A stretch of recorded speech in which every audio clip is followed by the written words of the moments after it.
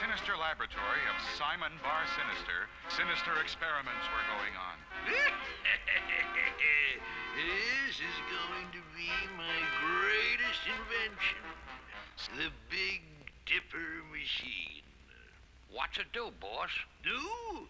Why, this little machine is designed to dry up all the water in the world. Let's see how it works. Dump that bucket of water on the floor. All right. Simon says, dry up. Hey, boss, it didn't dry up. It froze solid.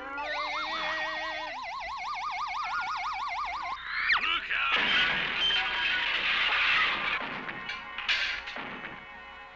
All right.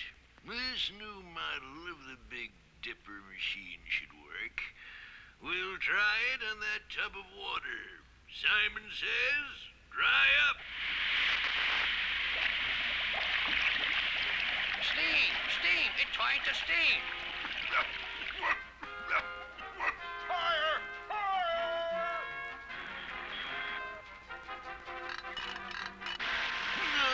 No, you fools. It's not a...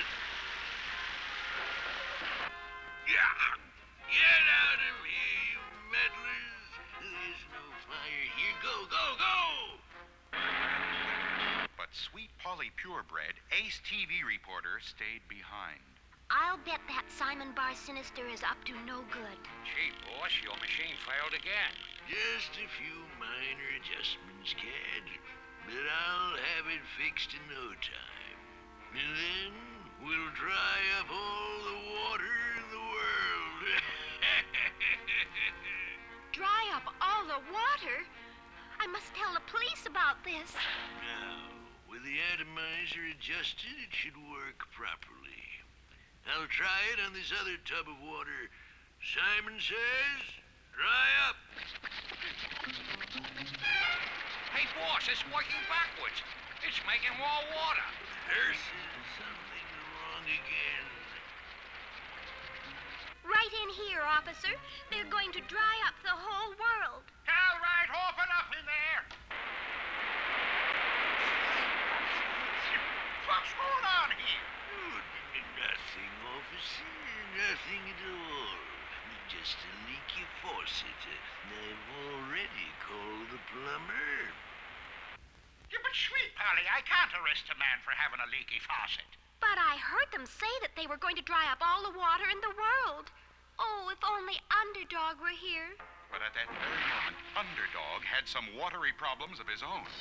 He was fighting a pack of killer whales that had somehow gotten into Lake Winola and were terrorizing the swimmers. I've got the Big Dipper fixed this time, Cad. I'll try it out on that fishbowl. Simon says, dry up. It worked. Of course it worked. Everything I do works. But how does it work? It's simple. The Big Dipper rearranges the atoms of water and sucks them up into this little jar. And I can put the whole Atlantic Ocean into a jar this big. Oh, I'll get all the water in the world and store it right here in this case. People will have to come to me for water, and I'll have them in my power. Can the Big Dipper machine do what Simon says? Can it really dry up the Atlantic Ocean? There's plenty of excitement ahead in our next episode.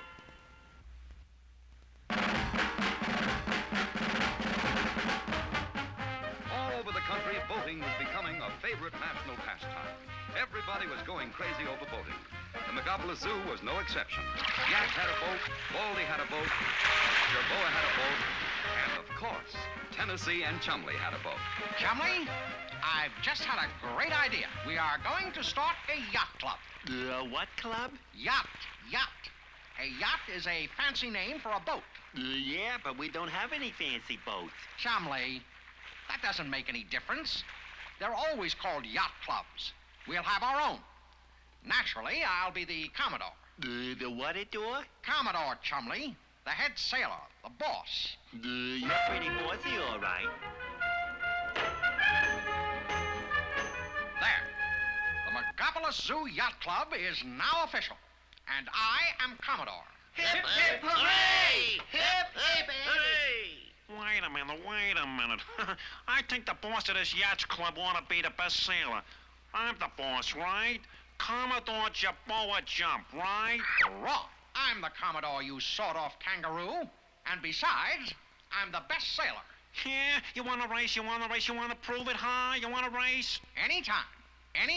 Okay, pal, Saturday afternoon, and the winner is the Commodore, right? Right. We'll be there, smart guy. I'll be calm, the bum. Gee, Tennessee. Commodore, what are we gonna do? Jaboa's got a sail on his boat. We'll get a sail too, Chumley. Nothing to it. And so, with a blanket, some rope, and an old broomstick, Tennessee and Chumley rigged up a sail on the rowboat.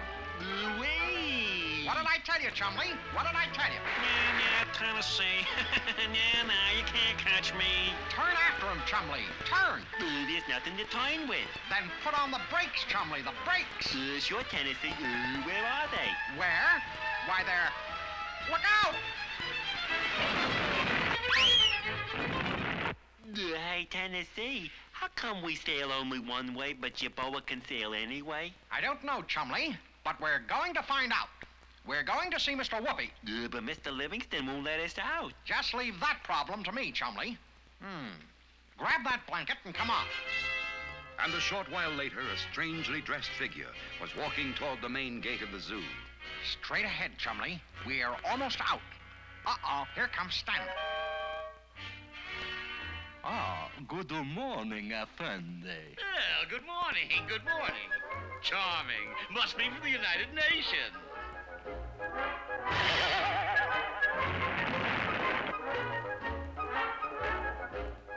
Chumley, Tennessee! Full speed ahead, Chumley. And soon at the office of Mr. Whoopi, the man with all the answers, And so you see, Mr. Whoopi, Jeroboam sails all over the place, but we can go in only one direction. We just have to learn how to sail. Can you help us? Certainly, my boy, certainly. The first thing you must do is get a sailboat. But we got a rowboat and a sail. Isn't that a sailboat? Oh, my, no. A sailboat is a lot more than that. Here, let me look in my old sea chest. Here they are. This is like your boat, and this one is like a real sailboat. That's just like Jeroboam's boat. I thought so. Now, see the difference? Well, the sail's a different shape. Good. What else? There's this doohickey on the back. Good. That's the rudder, and this is the tiller. They steer the boat. Why does the real sailboat have this big board sticking out the bottom? Come out to the swimming pool, and I'll show you. Now, we'll use that fan to make a big wind. All right, Chumley? Push your boat in and see if she'll sail across the pool. There she goes. She's not sailing across. She's just being blown sideways. Correct, my boy. That's because she has no centerboard. That's the big board sticking out of the bottom that you asked about. Now watch this one. Look at her go. Right across the pool. Well, a real centerboard can be pulled up through a slot when the boat gets into the shallow water. When the centerboard is underwater, it stops the boat from going sideways. And since it can't go sideways, it goes forward. For the same reason that this watermelon seed pops straight ahead when I squeeze it between my finger and thumb. Can it sail forward, straight against the wind? The watermelon seed? No, Chumley. The sailboat. No sailboat can do that, my boy. The best it can do is sail at an angle to the wind. This is called tacking. Here, I'll show you. There's the wind at that end. Now watch. When the boat comes directly into the wind, it falls off at an angle. Then it comes straight into the wind again and changes its angle to the other side. Wow. That way you can sail anywhere, no matter which way the wind is blowing. Precisely, my boy. What about brakes? My boy, sailboats don't have brakes. To stop a sailboat, just turn it into the wind. Since there's nothing for the wind to blow against anymore, the boat stops. Phineas J. Whoopi, you're the greatest. Come on, Chumley. We've got a lot of work to do.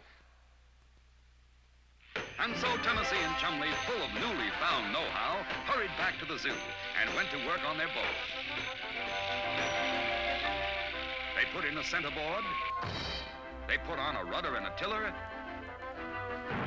and a new mast with a proper sail. Yo-ho-hee-ho! Yo-ho-hee-ho! And soon they were out on the water, tacking to port, tacking to starboard, sailing all over the lake. Yahoo! Jeroboa hasn't got a chance. Look at us go! And somebody was looking. Jerboa Jump was keeping a sharp eye on everything they did. That new boat of theirs is too fast for me. But I'll fix that. There's more than one way to win the race on Saturday. Saturday dawned bright and clear, with a good, steady wind, a perfect day for sailing. As the race began, Tennessee and Chumley quickly took the lead, and it looked as if they were going to be easy winners when... What happened? We stopped, Tennessee. But why, Chumley? Hey! So long, Commodore. I knew it. I knew it. Jeroboa did this. And Tennessee was right. Jerboa had tied their boat to the dock with a long line. Good work, Chumley. Now let's go. And soon Tennessee and Chumley, with superior seamanship, overtook Jerboa. Wise guy. But they had not heard the last of Jerboa. As Tennessee and Chumley sailed breezily along, little did they realize that directly below them, in diving gear, Jerboa Jump was roaring from within. Gee, look, Tennessee, a fountain. That's nice, Chumley. A fountain. A fountain? Chumley, we've sprung a leak. Man the lifeboat. Women and walrus at first. Chumley, bail, bail, bail. It's no use. We're filling up. We've come to a dead stop. I'll take that hat. Thanks, pal. Jeroboa, step on it, Chumley. Okay, Tennessee. Chumley, you stopped the leak. Let's go. Quickly, they had the boat bailed out and once again passed Jerboa. And so it went throughout the race. Whenever Tennessee and Chumley tried to get ahead, Jerboa would pull a fast one and grab the hat. But as they approached the finish line, Jerboa was ahead. He had the hat, and it looked very much as though he would keep it and get to be the Commodore, except that he was so busy figuring out ways to cheat that he didn't watch where he was going. And he ran aground on a rock as Tennessee and Chumley sailed past to victory. Yay, Tennessee, we won. That makes you the Commodore. Chumley, let's start all over. The word is Commodore. C-O-M-M.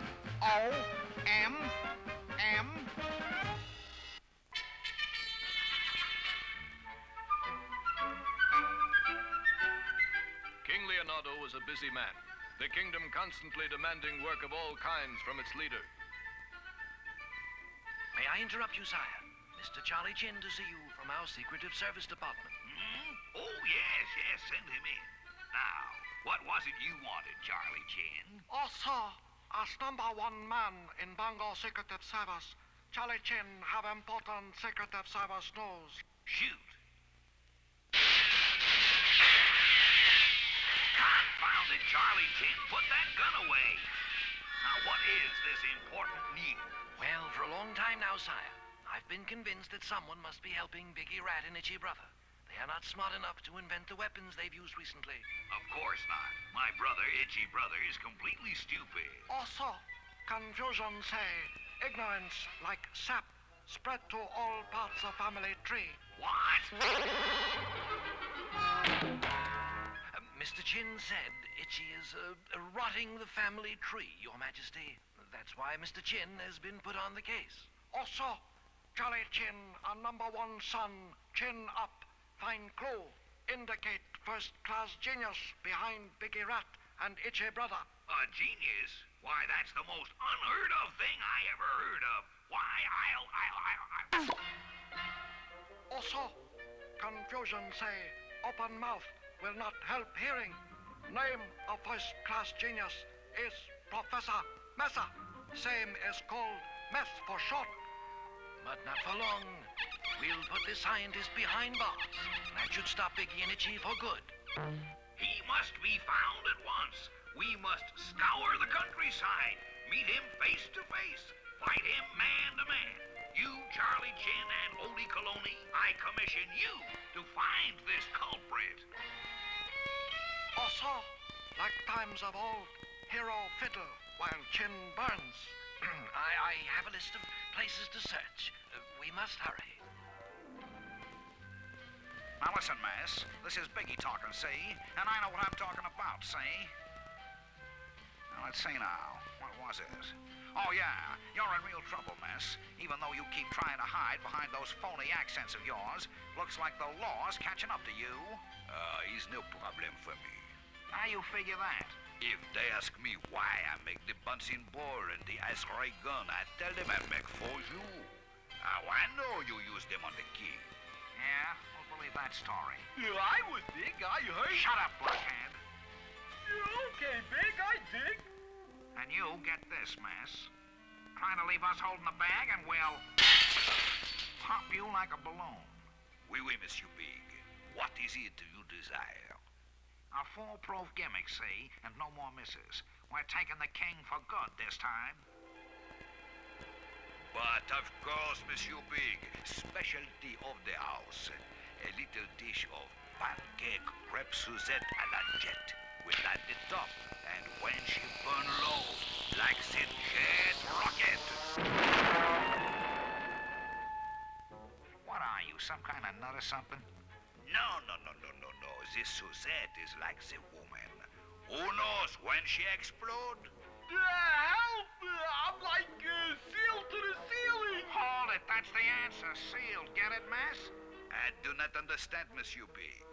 Help! I'm gloomy, Big. Glue! That's the trick. You get me some glue that won't come unglued. I'll handle the rest. I have just the thing. Un moment. Voila! Chef Pierre Mercer's French pastry paste. She will stick forever. That does it, miss. Now we've got the king for sure. Ow! What does this mean? Will the King and Odie be stuck with Biggie's plot? Will Itchy Brother get off the ceiling and get on the throne? We'll find out in our next exciting episode, Am I Glue?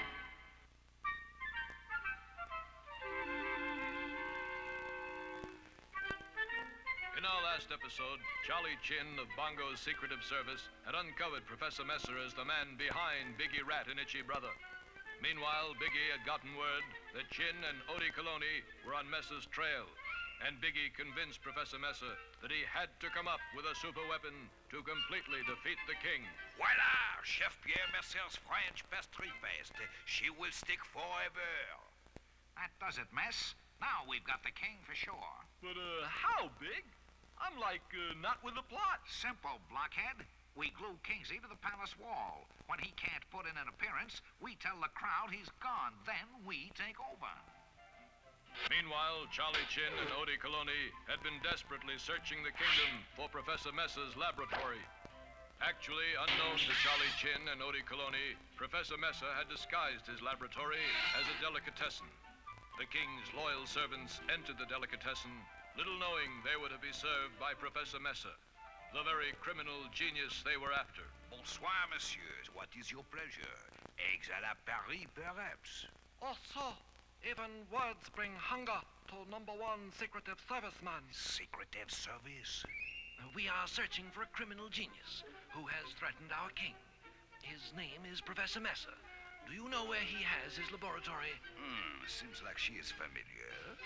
You eat and I do the thinking. And I have the specialty of the house for you. Nitro Napoleons. They will surely pep you up. A feast fit for a king.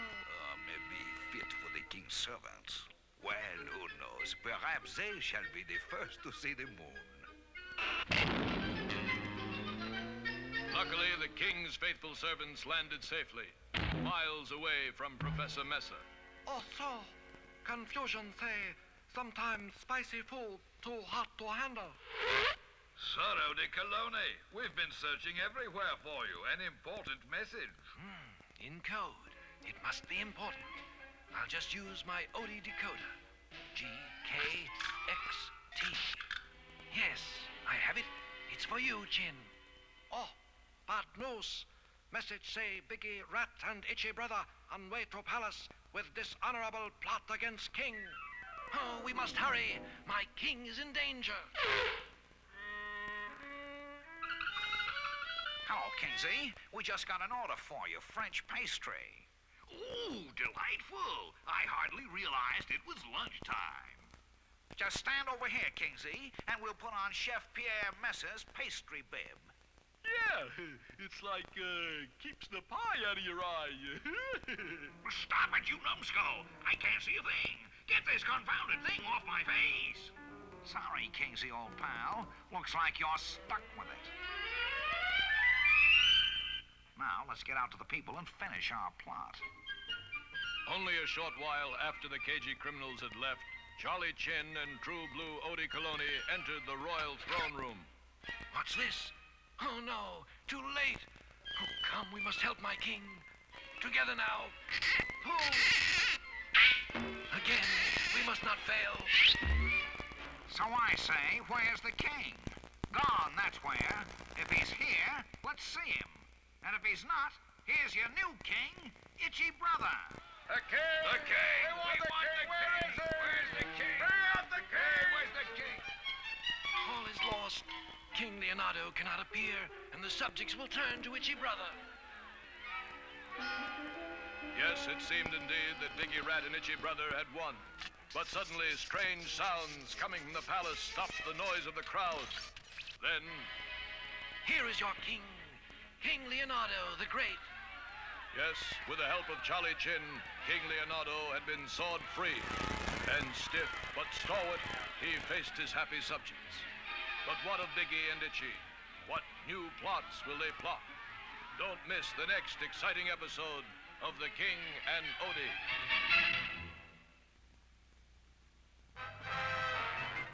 Simon Bar Sinister had invented a machine called the Big Dipper, which could dry up all the water in the world.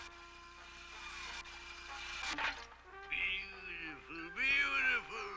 It works. Yeah, but can you get a whole lot of water into those little tiny jars? Come, we will conduct a few experiments. And now I will do a swan dive. Watch. Simon says, dry up.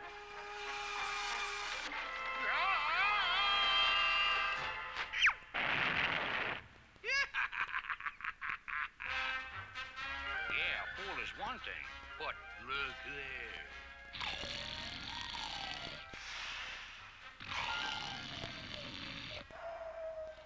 Simon says, dry up.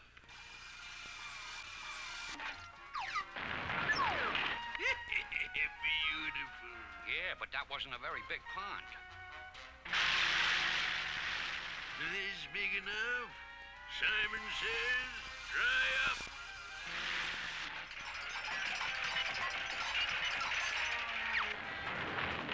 Wow!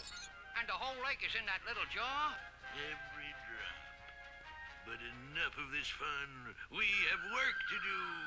We must dry up all the reservoirs. Simon says, dry up.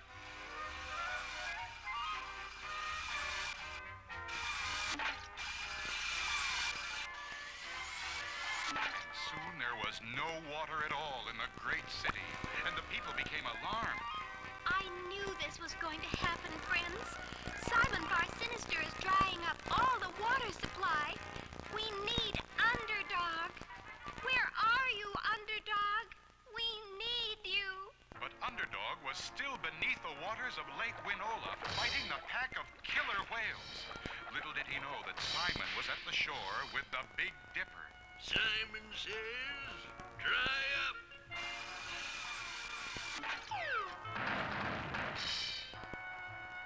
Where did all the water go? Underdog. Underdog. That's Sweet Polly. She will know.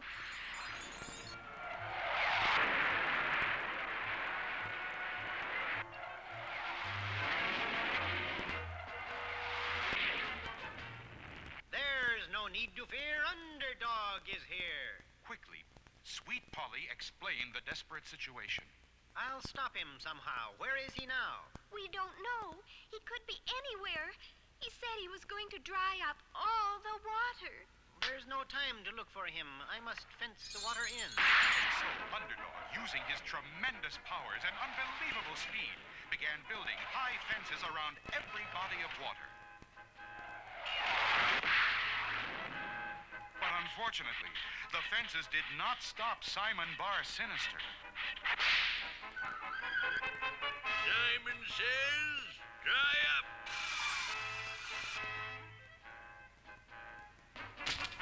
Simon says, dry up.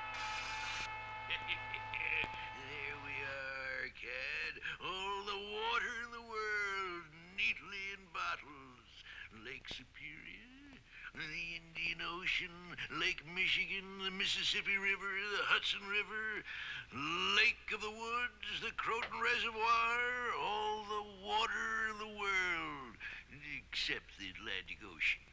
Come now, we will go and dry up the Atlantic. It's no use, Underdog.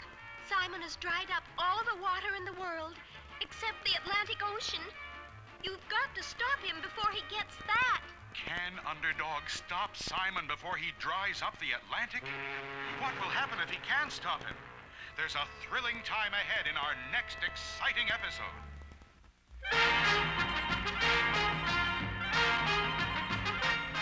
Begging the Colonel's pardon, what's in the box, sir? Our newest weapon, Sergeant. Lend a hand and we'll uncrate it. Well, stomp my spurs. What is it? A U.S. Army tank. These wheels will roll over anything, including the Gopher Indian teepee. Uh-oh, Colonel got no weapon. What'd it do?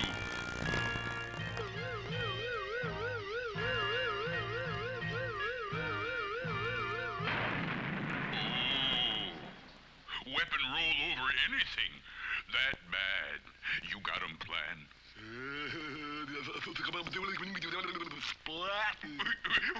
Whoopie-doopie. We have fun. All right, Sergeant. Let's get those Gopher Indians.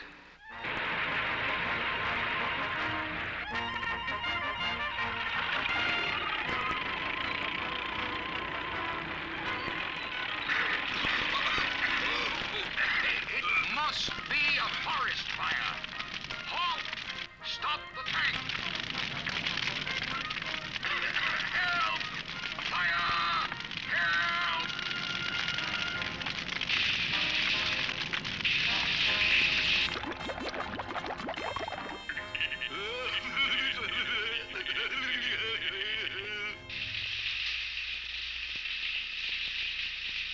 A nasty Indian trick, Sergeant, but it won't happen again. This time, I'll keep my head outside the tank. But the tank looks in bad shape, Colonel. Nonsense, Sergeant. It would take a catastrophe to stop an army tank. We dig hole on this side of road and we dig hole on other side of road. Now what we do? Straw. Cover up both holes good, then put branches and straw in middle of road. Me understand. Oopie-doopie, we have fun. Hold on, Sergeant. Halt! Something strange up ahead. What is it, sir? An obvious Indian trick, Sergeant. They've dug a hole right in the middle of the road and covered it with branches and straw. We'll show those ignorant savages a thing or two. How's that, Colonel? Go around it, Sergeant. We'll go around it. Bully! They'll never fool the U.S. Army.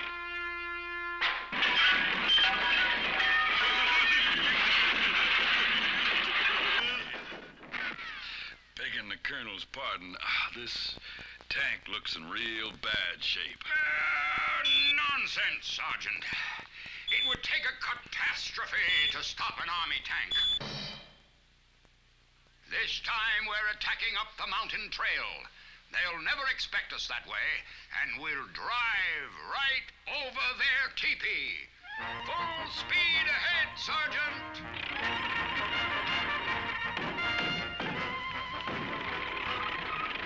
Up there, Sergeant, the teepee. We've won at last. Bully! Drive right over that teepee, Sergeant. This is a great day for the Army.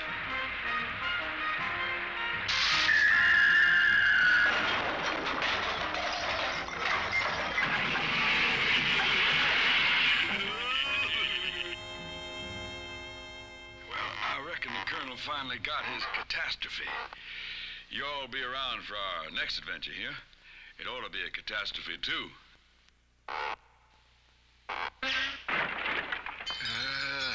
Tanks, Sergeant. Tanks. You're welcome, Colonel.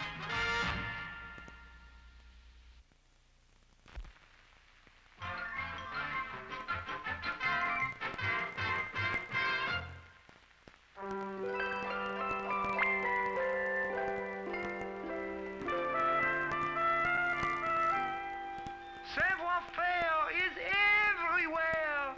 March, Malamute, march! Savoir-faire. After him, Klondike. Don't hurry, Major Minor. But he'll get away. No, he won't. I'll catch him. Klondike Cat always gets his mouse. But he's got the fastest sled in the territory. Sure, but I got something faster. I'll show you. Look at this. A motorcycle. Yeah, got it from the big city. That's what all the big city police use.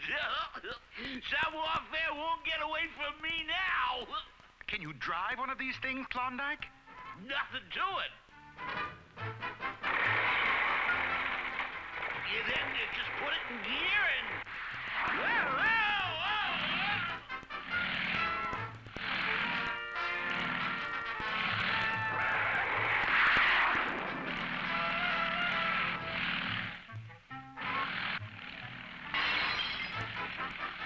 I'll make mincemeat out of that mouth.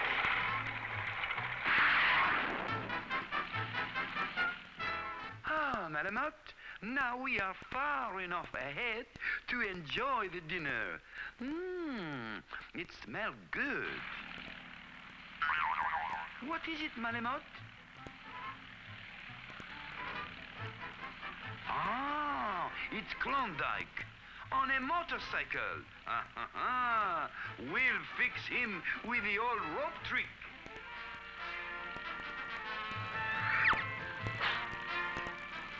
Mush, Malamute, mush.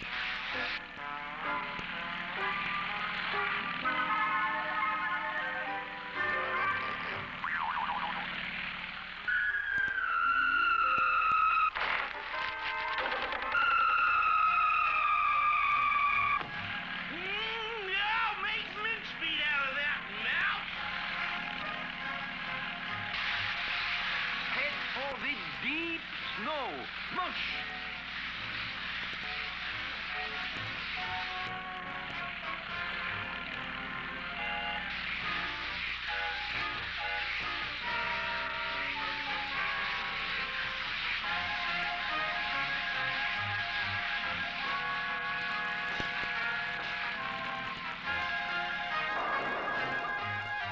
What happened? Savoir-faire is everywhere. I'll make mincemeat out of that mouth. Ah, well, Malamute, we have seen the last of Klondike for a while. We can enjoy our meal in peace now.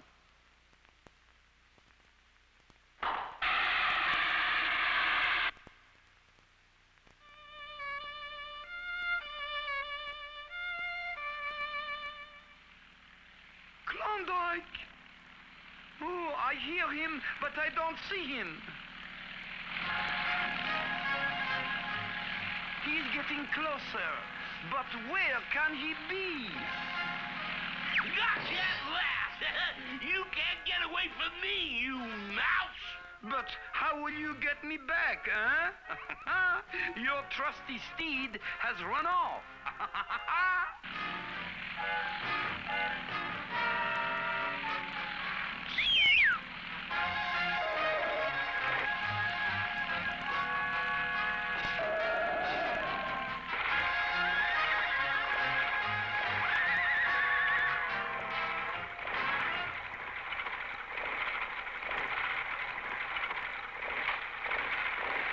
Klondike cat, you always gets his mouse.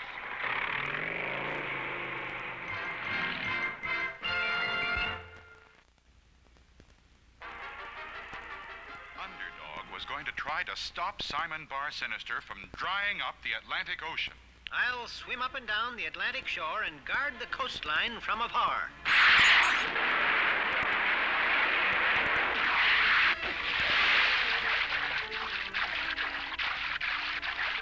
Well, there it is, Cat. The Atlantic Ocean. And in just a few seconds, I'll have the whole thing nicely bottled up in this jar. Simon... There's Underdog. Hold it, Simon. I command you must stop this evil plan. Simon says, dry up.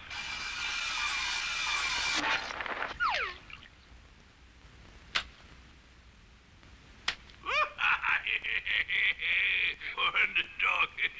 Oh, Underdog, you're all stuck in the mud. It's true, dear friends. Simon Bar Sinister now has all the water in the world. I'm here at Simon's laboratory. Here he is now, that evil monster, Simon Bar Sinister. All of you are my slaves. You will do exactly what Simon says, or you will get no water. I'm master of the world. Anyway, how are you going to give us water when you've dried it all up, Smarty? Now, the Big Dipper is very clever. It changes the atomic structure of water and stores it in these little glass jars. See, this is Lake Michigan. Here's the Mississippi River. All I have to do to bring them back is reverse the Big Dipper. Here's the jar containing my swimming pool. Watch.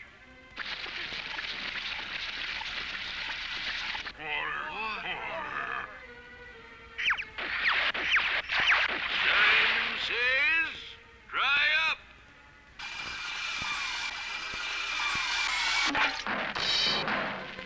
Now, will you do what Simon says?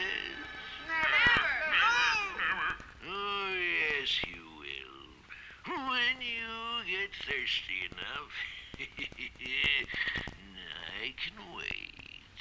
Oh, where has my underdog gone? Oh, where can he be? Underdog was still struggling in the muck and quicksand at the bottom of what had once been the Atlantic Ocean. But while Underdog struggled, the people grew thirstier and thirstier. Water. I've got plenty of water here. Nice, cool, clear, sparkling water. Delicious. Anyone else like some? I would. What will you give me for it? Anything. I'm a rich man. Good. Bring me $1,000. Water is $1,000 a glass. What about me? I'm a poor man. Then you must work for me. Mow the lawn and I'll give you a drink. I want water too, please. Go clean up my house, slave. Then you shall have water. Now, will you all do as Simon says? Or would you rather die of thirst? We'll do what Simon said. We'll do it. Simon says, call me master. Yes, master.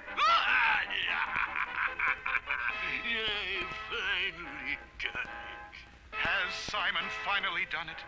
Is he the ruler of the world? How can Underdog stop him now? We'll find out in our next exciting episode.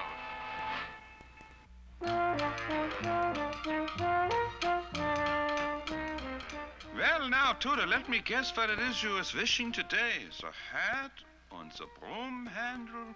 Is maybe the street sweeper, no, Tudor? No is right, Mr. Wizard. I'm hankering to be a private in the army. In the army? Well, that is a very fine ambition, Tudor. The army will make the fine, brave man out of the young turtle boy. As soon as the boy is in the army, the first thing is to get the uniform. The fine army clothes is always the perfect fit. Well, if maybe there is not the perfect fit, the fine army tailors makes the expert alterations. Then the new soldier is so happy with the new uniform, he nearly pops the buttons with pride. And once he is in uniform, the new army private reports to the sergeant, who's always like the father to the privates. All right, Private Tudor. I want to be like a father to you, see? You might have heard that us sergeants are tough on privates, but not me. No hitting on the head. No slugging in the stomach. No using the men for a punching bag. I believe in being fair with all my men. Now, let's start your training. First, the kind, fatherly sergeant has to get the new private into the best physical shape. So there is the running around the track. Just follow me. Faster. Faster. Faster. That's enough. Army's sort of got me going around in circles. Next, the new private must learn the marching and drilling. Two, three, four. Two, three, four. To the rear, hot. Rear, hot. Rear, hot. Rear, hot. Company. Looks like I sort of got in over my head, I reckon. It's now time for the young private to go through the obstacle course, a very important part of the training. All right, Private Tudor. Just go up this rope, hand over hand like this. Okay, Sarge, here I come. I sure don't seem to be getting no place in the army. Reckon I gotta move faster. Now I'm getting someplace. Next, on the obstacle course, was the high wall. The object was to jump high, catch the top of the wall, and if at first the private does not succeed, he must try. Never give up is the motto of the army private. Well, I reckon there's more than one way to skin a wall. Oh, man, this here army is starting to leave me flat. Once the new private was in the best physical condition, the army would divide its men into two groups and then pretend like they was fighting the real war. All right, Private Tudor. Our objective is to capture that machine gun on the hill. Go get it, Private Tudor. Lucky thing them fellers are only using pretender bullets. If they was using real bullets, I might get hurt. Now, hold on here, fellers. All right, I'll just toss this here hand grenade and... Reckon I didn't let her fly soon enough, but this here bazooka gun is sure to do the trick. Shell must be stuck. Well, I'll just... Help! Help, Mr. Wizard! I'm blasting off for the moon! Help! Well, once again I say, Dressel, drassel, drossel, drum. Time for this one to come home.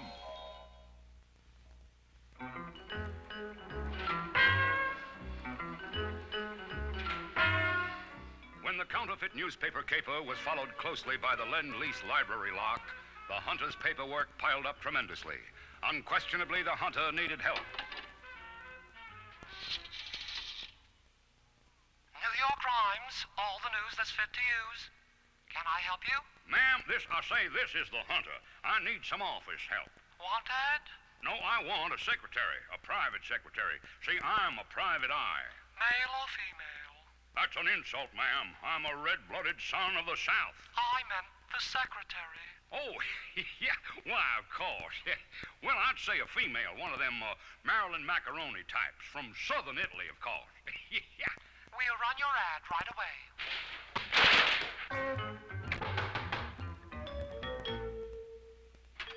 I saw your ad in the paper. Well, now, that's fast work. What's your name, little lady? Friday Fox. I'm a private secretary. I see. Sort of a first-class private? Yeah. Oh, that's a joke, ma'am. I say, These are my references. Oh, yes. Yeah. Well, no need for references. I can see you've got an honest face. Now, as you can tell, there's a lot of cleaning up the office needs. I'll just step down to the corner for a bite of lunch while you go to work. What's the cotton blooming weather coming to? Snow in June? And I say, look at the size of those flakes. Biggest I ever saw. Snowflakes? That's a shame. I say, no wonder they don't let it snow in Dixie. Now, hold on here, ma'am. I said to clean up, not clean out the office. We were robbed. Robbed, you say? Well, now, that's a mean trick, ma'am. How'd they get away with the loot? Over here. They carried the furniture along this ledge and out onto the roof. Well, have no fear. The hunter's on the job. I'll just mosey out on this ledge and I'll see what... Hey, the sledge is lipping. I mean, the lodge is slopping. Help! Help! Take a letter to Officer Flim Flanagan. Dear Flim, according to my precise calculations, my office furniture has been stolen. I hope you can get a clue on the case. In the meantime, I've taken care of that $1 million payroll. The armored truck will turn the corner of Broadway and 42nd Street at precisely 3 o'clock. I alone know the time and place, and I am the hunter. Must have blown the old horn a little hard there. I say, ma'am, where are you? Where are you?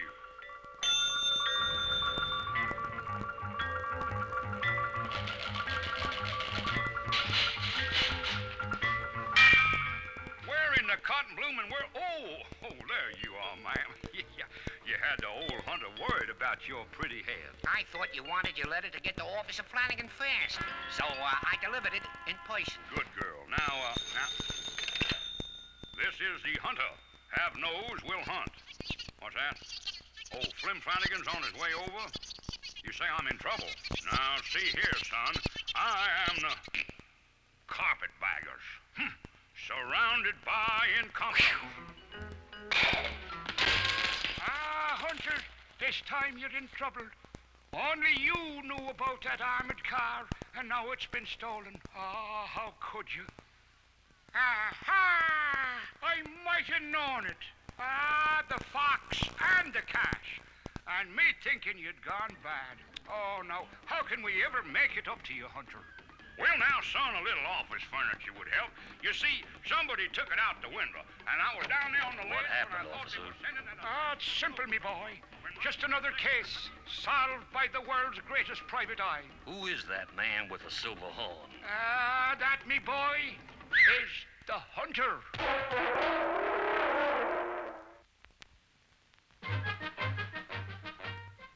There, Plymouth, England. Did I tell you how I started out to swim the Atlantic Ocean? But, Commander, that's 3,000 miles. Precisely. I plan to swim from England to the USA. I swam steadily, and then a tremendous storm came up.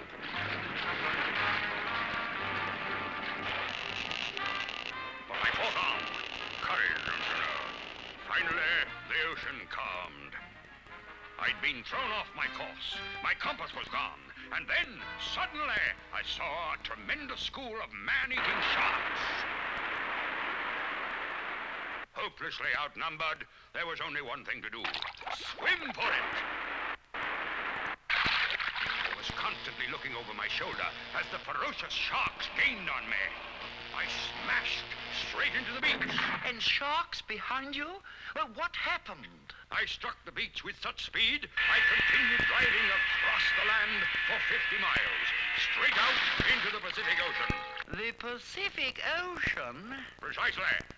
Far off my course. Instead of the United States, I had struck land in Panama and cut through from one ocean to the other. And... I know. That's how you dug the Panama Canal. Right.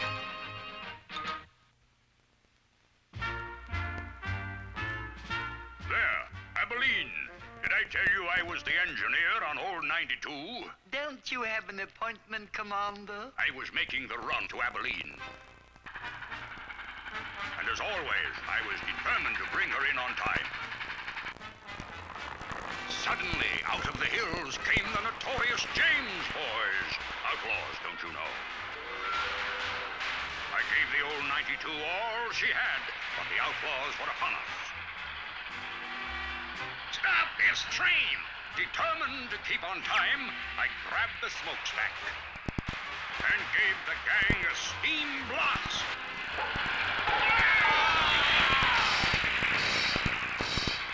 Breathtaking. But that wasn't the end of the gang. I replaced the smokestack and thundered along.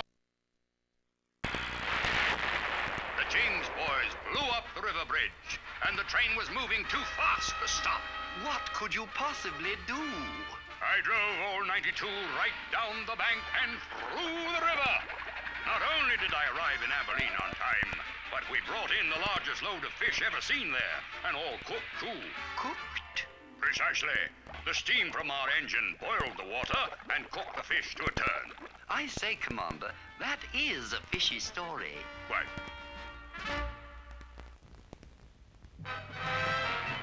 With his Big Dipper machine, Simon Bar Sinister had put all the water in the world into little jars. Water! Who is the master of the world? You are, Simon. Oh, where is my underdog gone? Oh, where? But Underdog was still struggling in the quicksand of the dried-up Atlantic Ocean. My ring. The secret compartment of my ring I fill with an Underdog super energy pill.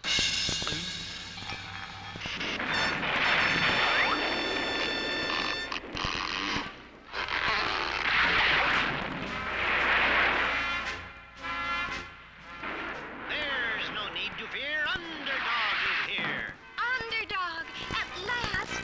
Simon won't give us any water unless we do what Simon says. Stop him! Hold it, Underdog. Make one move toward me, and I'll smash Lake Michigan in the ground, and it'll be gone forever. Even you must do as I say. Never. This evil deed must stop. Give back the water. Every drop. Oh, you want water, do you? Here's Lake Michigan. Fetch it.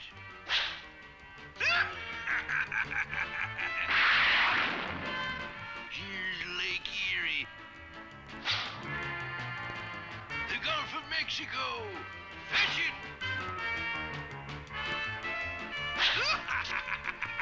Oh, look at that great Underdog running around catching bottles. Here, Underdog, the Rhine River, the Danube, Lake Como, Lake Huron, Great Salt Lake, the Hudson, Lake Mead. Fetch, Underdog, fetch!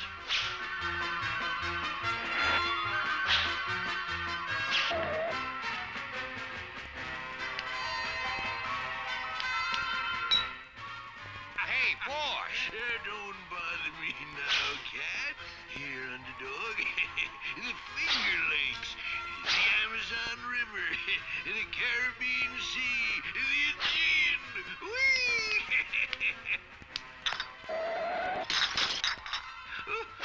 That was fun. Oh, but now to work. Underdog, you will do what Simon says. Not anymore. You've had your day. Things will now be done our way. Back, or I'll smash the Atlantic Ocean all over the ground. You threw it to Underdog. Well, then the Pacific.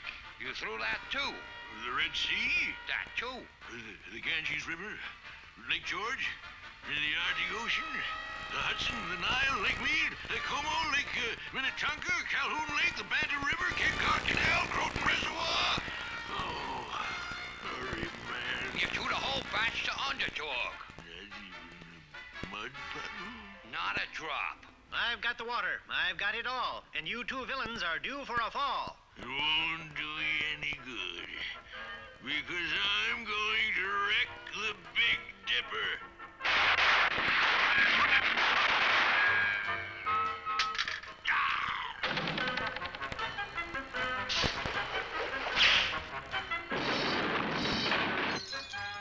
Then Underdog took the Big Dipper, inserted the jar containing the Hudson River, reversed the switch, and